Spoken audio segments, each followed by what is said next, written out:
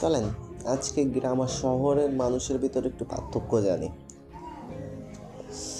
গ্রামের মানুষ এমন যে আপনি যখন বিপদে পড়বেন তখন আপনার পাশে এসে দাঁড়াবে কিছু মানুষ, আর কিছু মানুষ আপনাকে নিয়ে গল্প করতে ব্যস্ত থাকবে যে ওর এই হলো কেন হলো কেন, আপনার ভুল ত্রুটি খুঁজতে ব্যস্ত হয়ে পড়বে।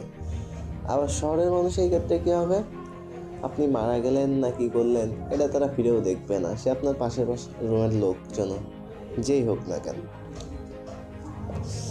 গ্রামের মানুষ আপনার এক বাড়ির মেয়ে অন্য বাড়ির যে গল্প করবে, ভাবে আজকে কেমন গেল দিন, কি হয়েছে।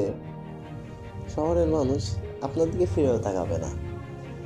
আবার শহরের মানুষ আপনার উন্নত জীবনে অভ্যস্ত, তাদের সকালে উঠে চা বা কফি না হলে হয় না।